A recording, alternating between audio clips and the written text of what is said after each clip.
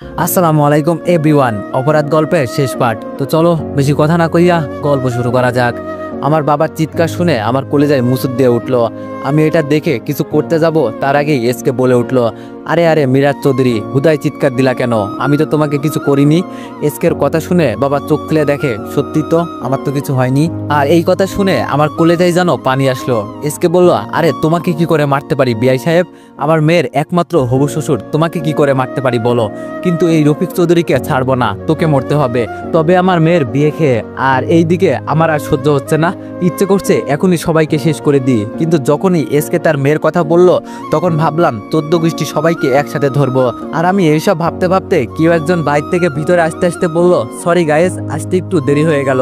জেরিন বলল, কি করব বাবা, এই দেখো কাজে আসতে চাইছিল না, তাই বাড়ি থেকে আনতে একটু দেরি হয়ে গিয়েছে। নিজাম বা এসকে বলল, ও আচ্ছা, তাহলে শুভ কাজে দেরি করতে নেই, তাড়াতাড়ি বিয়েটা সেরে ফেলি, অনেক রাত হয়েছে। জেরিন বলল, তুমি ঠিক বলছো, তার আগে আমার জানুর কাছে একটু যাই।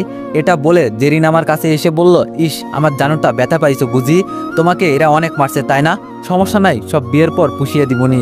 আমি বললাম, চি জেরিন, তোকে নিজের বন্ধু ভাবতে লজ্জা করছে, তুই এতটা নিস, আমি যদি আগে জানতাম তাহলে তোর সাথে কখনোই বন্ধুত্ব করতাম না। জেরিন বলল, ওরে আমার বাবুটার কি রাগ, বলছি বাবু তুমি আমাকে বন্ধু ভাবতে হবে না, বউ ভাবলেই হবে, বুঝতে পারলে? আমি বললাম, কিসের বউ? তোকে কেন আমি বউ বলতে যাব? আমার বউ আছে, বুঝতে পারছিস? জেরিন বলল, কিসের বউ মানে? এই তো এখনই তোমার সাথে আমার বিয়ে হবে, বুঝতে পারলে? আমি বললাম, তোকে আর বিয়ে? তুই ভাবলি কি করে আমি তোকে বিয়ে করব? আমার বউ আছে, আর সে হচ্ছে নীলা, তাকে ছাড়া আর বিয়ে করব না, মরে গেলেও না, বুঝতে পারলি? জেরিন বলল, আরে কুল বেবি, আমি জানি তুমি মরে গেলেও আমাকে বিয়ে করবা না, কিন্তু তোমার বদলে যদি অন্য কেউ মরতে যায় তখন কি করবা? আমি বললাম, মানে তুই কি বলতে চাচ্ছিস? জেরিন বলল, মানে খুব সোজা, তুই যদি আমাকে বিয়ে করতে রাজি না হোস তাহলে তোর দাদু, বাবা, শ্বশুর সবাই এখানে মারা যাবে। বয়েস, কাজ শুরু কর। জেরিনের কথা মতো কিছু লোক গিয়ে বাবা, দাদু আর আঙ্কেলের মাথায় বন্দুক ধরলো। আর এইদিকে মামুন, রহমান, নিজাম চেয়ারে বসে আমাদের কাণ্ড দেখছে আর হাসতেছে। নিজাম বলল, জামাইবাবু রাজি হয়ে যাও, তা না হলে একের পরিবর্তে 3, একটু ভেবে দেখো। এইদিকে বাবা বলতে লাগলো, রিফাত আমাদের যাই হয়ে যাক না কেন, তারপরেও এই মেয়েকে বিয়ে করবি না বলে দিলাম। রফিক সাহেব বলল, রিফাত যাই হয়ে যাক না কেন। জেরিন বলল, দেখ তোর কাছে বেশি সময় নেই, তোর জন্য এরা 3 জন মরবে তো মরবে, সাথে 3 জন আদমরা হয়ে বেঁচে থাকবে, আর তার জন্য দায়ী থাকবি তুই। তোর জন্য এমনটা হবে, কি হলো, কি করবি? হয়তো বিয়ে করবি, না হলে তোর সামনে তোর আপনজনের মৃত্যু। আমি বললাম, জেরিন আমাকে কিছুক্ষণ ভাবতে দে। জেরিন বলল, ওকে জানু, তুমি 5 মিনিট ভাবো, আমি তোমার জন্য খাবার নিয়ে আসি, মনে হচ্ছে তো কিছুই খাওনি সন্ধ্যা থেকে। এটা বলে জেরিন কোথায় যেন চলে গেল। আর আমি কিছুক্ষণ চারিদিকে ভালো করে তাকালাম আর কিছু একটা ভাবলাম। ভাবতে ভাবতে জেরিন খাবার নিয়ে চলে আসলো। জেরিন বলল, তা কি ভাবলে জানো? আমি বললাম, অনেক কিছু ভাবলাম। জেরিন বলল, তাহলে কি সিদ্ধান্ত নিলে? আমি বললাম, আমি সিদ্ধান্ত নিলাম যে তোদের কি করব, দিলে নাকি উপরে? জেরিন বলল, মানে কি? আমি জেরিনের কথাই কিছু না বলে মুচকে হাসি দিলাম। আমার এমন মুচকে হাসি দেখে নিজাম মানে এসকে দাঁড়িয়ে গেল, কারণ সে বুঝতে পারছে এখানে কিছু একটা হতে যাচ্ছে। নিজাম দাঁড়িয়ে চুপি চুপি পালিয়ে যেতে গেলে আমি বললাম, কি স্যার, মেয়েকে বিপদে রেখে পালিয়ে যাচ্ছেন কেন? জেরিন হেসে বলল, বিপদ? পাগল টাগল হয়ে গেলি নাকি? তুই এখন আমাদের আন্ডারে, বুঝতে পারছিস? আমি একটু হেসে বললাম, পাগল আমি না রে, পাগল তোরা। কে কার আন্ডারে দেখতে চাস তাই না? তাহলে দেখ জেরিন। এটা বলে শুট বলতে আমার বাবা, দাদু আর আঙ্কেলকে বন্দুক ধরা লোক 3 জন মাটিতে পড়ে গেল। এটা দেখে রহমান, মামুন, জেরিন অবাক হলেও নিজামুদ্দিন অবাক হলো না, কারণ তার ভালো করে জানা আছে এইগুলো আমি কিভাবে করছি। আর তখনই মামুন আমার মাথায় গুলি ধরলো। আমি বললাম, দেখ ভাই, তুই আমার গুরুজন, তাই বলছি মরতে না চাইলে আমার মাথা থেকে বন্দুক সরিয়ে ফেল। কিন্তু আমার কথা না শুনে বলতে লাগলো, কে মারবে দেখা যাবে। ওই কোন কুত্তার বাচ্চা লুকিয়ে লুকিয়ে মারতেছিস? দম থাকলে সামনে আয়, না হলে এই শালার মাথায় সব গুলি ভরে দিব। এটা বলতে দেরি, কিন্তু মামুনের মাথায় গুলি লাগতে দেরি হলো না। সাথে সাথে মামুন আঙ্কেল নিচে পড়ে গেল আর মাথা দিয়ে রক্ত বেরোতে লাগলো। আর এটা দেখে রহমান, নিজাম ভয় পেয়ে গেল, আর জেরিন তো ভয়ে তার বাবাকে গিয়ে জড়িয়ে ধরলো। আমি হেসে বললাম, কি জন্য ভাই শুধু শুধু মারতে গেলি? বুঝলাম না, এখন বুঝ মজা। এইদিকে তাদের ভাড়া করা গুন্ডারা বুঝতে পারছে না কোথা থেকে গুলি করছে, তাই সেখানে থাকা সব ছেলে এলোপাতাড়ি গুলি ছুটতে লাগলো। আর আমি এইদিকে হাসতে লাগলাম। আমার এমন হাসি দেখে রহমান ভয়ে প্লাস রেগে আগুন হয়ে চিৎকার দিয়ে বলল, আরে গাদার দল, বাইরে গুলি না করে ওই রিফাত শালার দিকে গুলি ছড়বেটা। এই শালা আমাদের বন্ধুকে মেরে দিছে। আর এই কথা শুনে সব ছেলেপিলে আমার দিকে ঘুরতে যাবে, তার আগেই বুলেট দিয়ে তাদের বুক ঝাঁচা করে দিল আমার লোকেরা। আর লুকিয়ে থাকা আমার লোক এসে সবাইকে গিয়ে ধরে ফেললো। এইসব কি হচ্ছে তা কেউ বুঝতে পারছে না, কি থেকে কি হয়ে গেল। তখন আমি নিজামুদ্দিনকে উদ্দেশ্য করে বললাম, এত অবাক হয়ে লাভ নেই, আপনি জানতেন আমি কি জিনিস, তাও আমাকে নিজের মেয়ের জামাই করতে বাঁচিয়ে রাখছেন। এখন বাপ মেয়ে জেলে বসে ভাবিয়েন এইসব কেমনে হয়েছে। এই রানা, বড় স্যারকে খবর দে, পুরো প্যাকেজ ধরা পড়েছে। আর একজন আমার বাঁধন খুলে দে তো। ওকে ভাই, এটা বলে রানা রাজ্জাক স্যারকে কল দিল। আর একজন আমাকে বাঁধন খুলে দিতেই আমি বাবা দাদুর কাছে দৌড়ে গিয়ে তাদের সবার বাঁধন খুলে দিয়ে বলতে লাগলাম, তোমরা ঠিক আছো তো, তোমাদের কিছু হয়নি তো? বাবা বলল, না বাবা, আমাদের কিছু হয়নি, কিন্তু তুই দেখি অনেক ব্যথা পেয়েছিস। আমি বললাম, আরে ছাড়ো তো এইসব, এগুলো কিছুই না, তোমরা সুন্দর করে সিনেমা দেখো কেমন, আমি ওদের দেখে আসতেছি। এটা বলে আমি তাদের দিকে ফিরতে দেখি রানা 4 জনকে ধরে বেঁধে ফেলছে। তারপর আমি তাদের সামনে গিয়ে বললাম, দেখ তোদের বন্ধু উপরে চলে গিয়েছে, আর তোরা যা করছিস এবং যা করার চেষ্টা করতে চাচ্ছিস এগুলো দেখে আমার মনে হয় না তোদের বেঁচে থাকার অধিকার আছে। জেরিন বলল, রিফাত, আমি তো কিছু করিনি, আমাকে কেন মারবে? আমি তো তোমাকে পেতে চেয়েছি শুধু, কারণ আমি তোমাকে ভালোবাসি। আমি বললাম, চুপ, একদম চুপ, এটাকে ভালোবাসা বলে না, পাগলামি বলে। তুই যদি আমাকে ভালোবাসতিস তাহলে আমার খুশি চিন্তা করতি, তা না করে আমায় বিয়ে করতে আমার পরিবারকে মারতে চেয়েছিস। যেমন বাপ তেমন বাস্তা, তবে তোকে মারবো না, তোকে শাস্তি পেতে হবে। নিজামুদ্দিন বলল, রিফাত আমাকে ছেড়ে দাও, আমি তো তোমার স্যার। আমি বললাম, তো স্যারের গুষ্টি মারি শালা, তুই স্যার হওয়ার যোগ্যতাই নেই। তুই ভাবলি কি করে চট্টগ্রাম শহরের টপ সন্ত্রাসী হলি তুই, তাও তোকে ছেড়ে দিব শালা। রহমান বলল, রিফাত প্লিজ আমাকে ছেড়ে দে, আমার 2 ছেলে তো উপরে গেছে, আমি না হয় এখানে থেকে পাপের বোঝা কমাই। আমি বললাম, তুই এখানে থাকলে তাদের আরো কষ্ট হবে, তাই উপরে যাই ভালো। এইবার 2 জন বলে উঠলো, আমাদের ভুল হয়ে গেছে, আর কখনো এই ভুল করবো না, প্লিজ আমাদের ভালো হওয়ার সুযোগ দে। আমি হেসে বললাম, মৃত্যু যখন কাছে আসে তখন সবাই এমন বলে, আচ্ছা তোরা যখন ভুল বুঝতে পারছিস তাহলে একটা সুযোগ দেওয়া যাক। আমার কথা শুনে তারা তো মহা খুশি। আমি বললাম, তবে তার আগে আমার কিছু কাজ করে দিতে হবে। নিজাম বলল, কি কাজ? আমরা সব করব, তাও তুই আমাদের মারিস না। আমি বললাম, আচ্ছা ওকে। রহমান, এই কাগজগুলাতে সাইন করতো। রহমান বলল, কিসের কাগজ?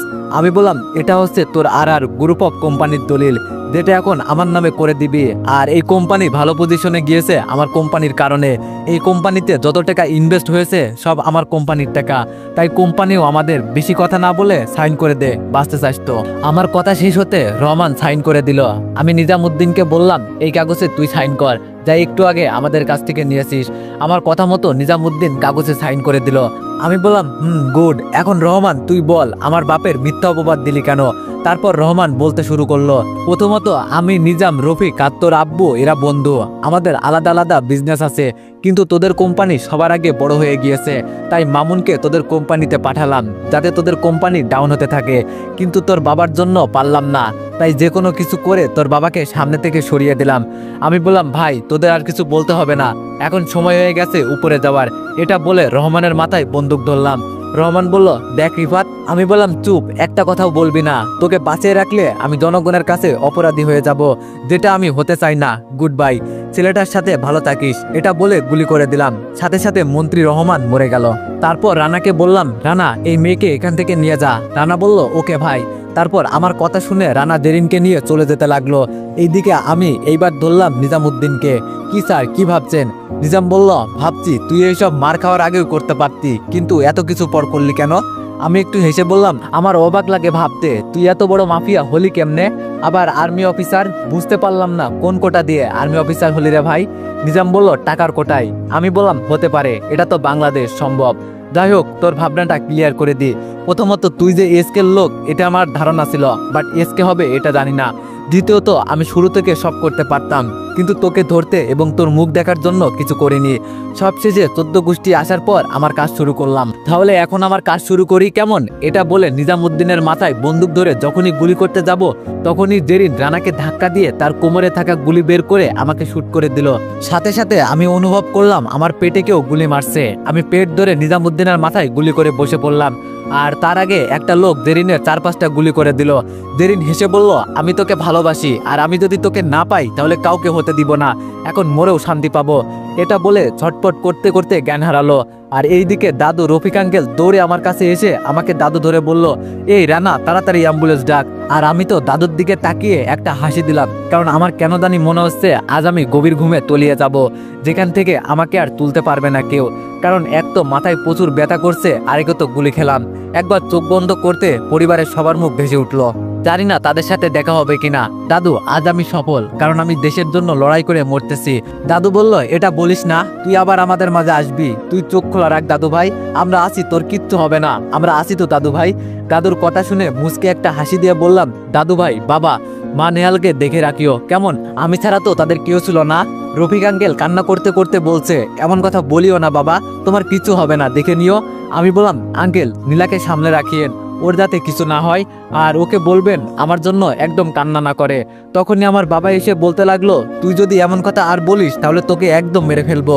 এটা শুনে আমি একটা মুচকি হাসি দিয়ে বললাম, তোমরা আমাকে ভুলিও না বাবা, দাদু, ভালো থেকো, আমার জন্য একদম কষ্ট পেও না। এটা বলে জ্ঞান হারালাম।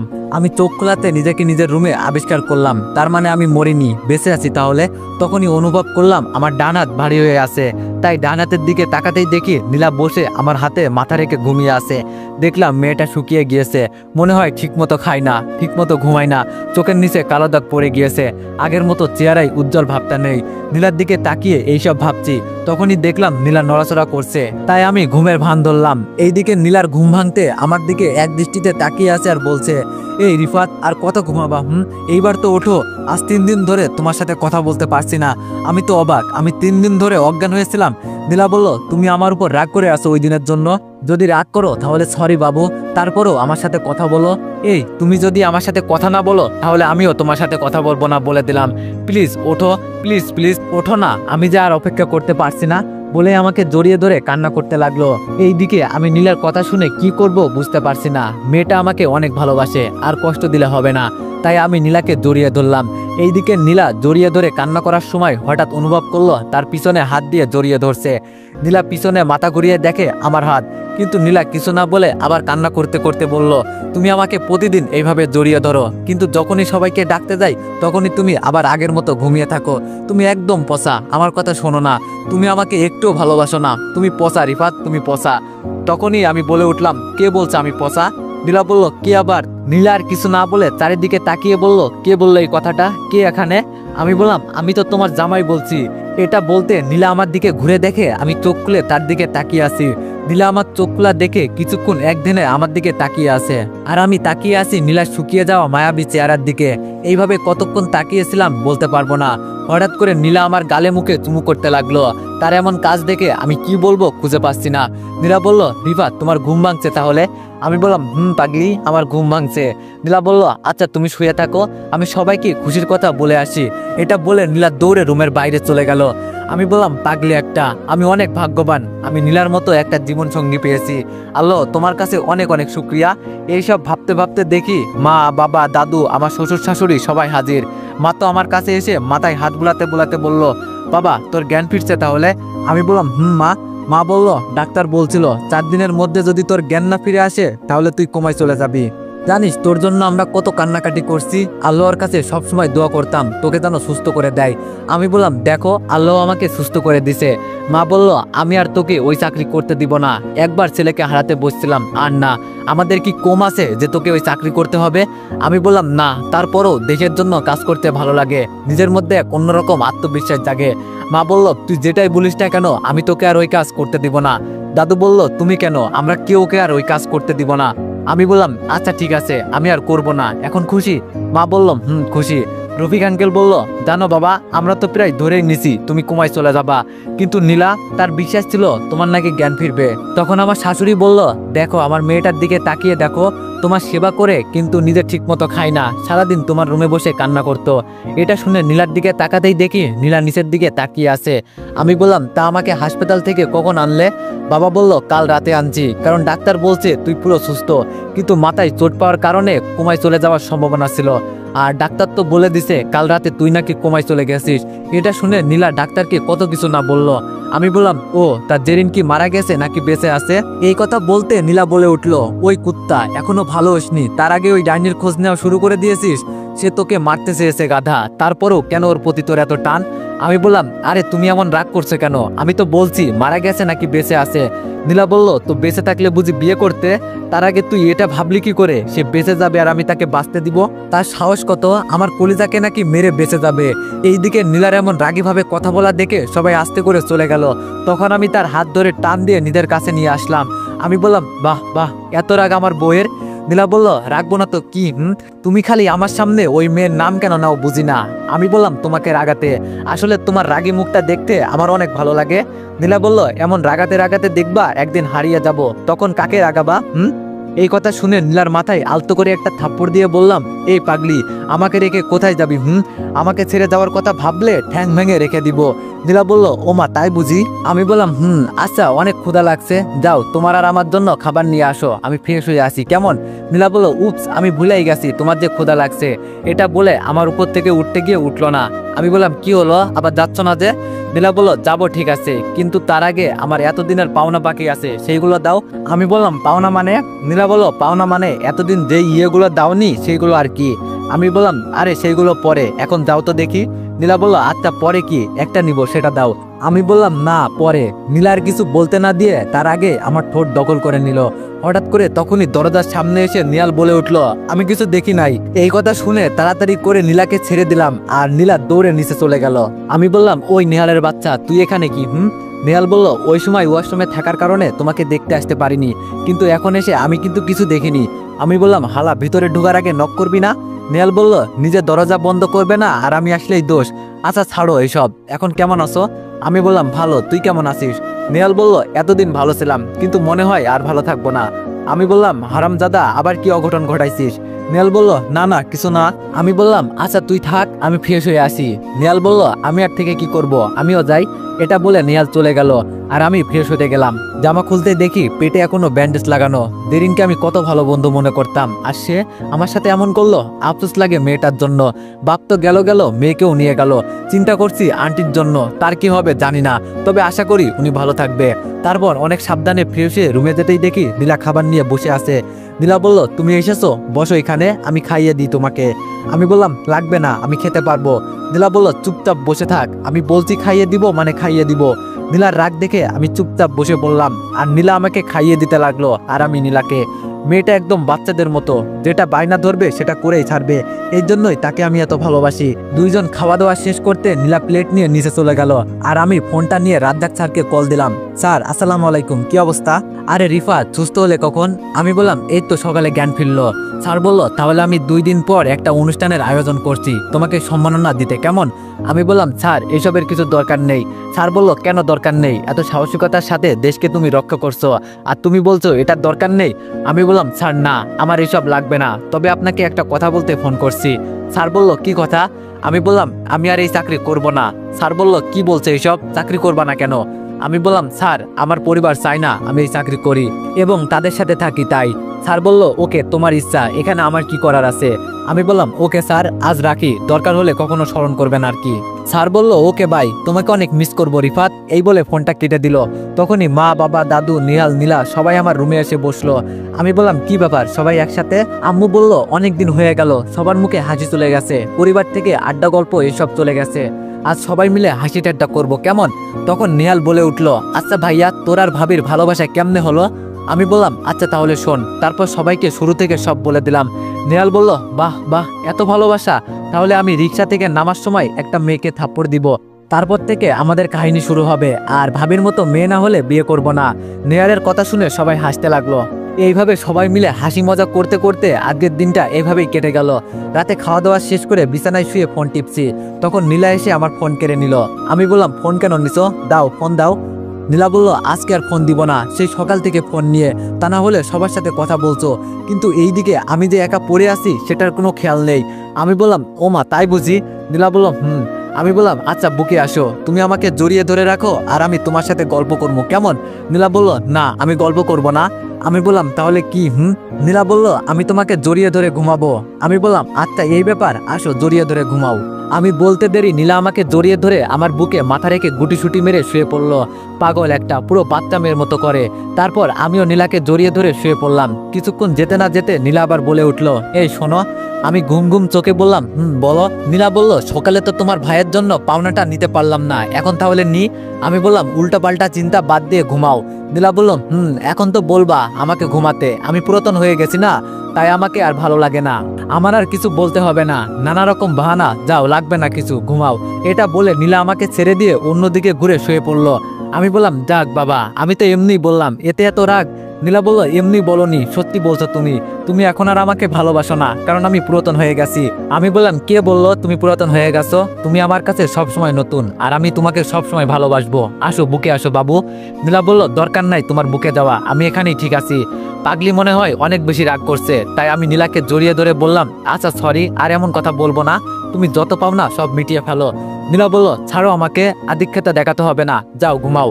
আমি বললাম এই যে আমার নীলা পাগলি, দেখো কান ধরে সরি বলছি, এমন কথা আর বলবো না। নীলা বলল কান ধরতে হবে না। আমি বললাম তাহলে? নীলা বলল আমাকে প্রপোজ করতে হবে। আমি বললাম তাহলে এই ব্যাপার। তারপর আমি বিছানায় বসলাম আর নীলাকেও টেনে তুললাম। তারপর আমি বলতে শুরু করলাম, আমি প্রেমিক তা জানি না, ভালোবাসা কি তা বুঝি না, আমি শুধু এতটুকুই বুঝি আমি তোমাকে চাই, তোমার হাতে হাত রেখে জ্যোৎস্না আলো ভরা চাঁদ দেখতে চাই। আমি চাই শীতের সকালে দুইজন এক চাদরে খালি পায়ে সেই শিশির ভেজা ঘাসে হাঁটতে চাই। আমি শুধু চাই তুমি আমার 4-5টা বাবুর আম্মু হবে, থাকবে কি আমার ইচ্ছে পূরণের সাথী হয়ে সারা জীবন, হবে কি আমার ফাজিল বাচ্চার মা হয়ে। আমি এই কথাগুলো বলে দুই হাত দুই দিকে ছড়িয়ে দিলাম, আর সাথে সাথে নীলা আমাকে জড়িয়ে ধরে বলল থাকবো তোমার ইচ্ছে পূরণের সাথী হয়ে, হব তোমার বাচ্চার আম্মু হয়ে। তা জামাই সাহেব? আমি বললাম বলো বউ সাহেবা, তা শুধু কি বাচ্চার আম্মু হতে বললে হয়ে যাব নাকি? আমি বললাম না তো, কাল সকালে নিয়ে আনবুনি মার্কেট থেকে, কেমন? নীলা বলল গাধা, আনরোমান্টিক আবুল একটা, তোর দ্বারা কিচ্ছু হবে না, যা করার আমাকেই করতে হবে। এটা বলে নীলা আমার ঠোঁটের উপর ঝাঁপিয়ে পড়ল। বাকিটা ইতিহাসের শেষ পৃষ্ঠায় পাবেন, কেমন? এইভাবে তাদের রাগ অভিমান হাসি কান্নার মাঝে সুন্দর করে জীবনটা যেন চলে, তার জন্য সবাই দোয়া করবেন। আল্লাহ হাফেজ, সবাই ভালো থাকবেন, সুস্থ থাকবেন। গল্প কেমন হয়েছে কমেন্টে জানাতে ভুলবেন না। তো এভরিওয়ান, আবার একটু গল্পের সমাপ্তি হলো। তো কেমন হয়েছে গল্পটি সবাই কমেন্টে জানাবেন, আর নেক্সট গল্পের জন্য অপেক্ষা করো। ধন্যবাদ।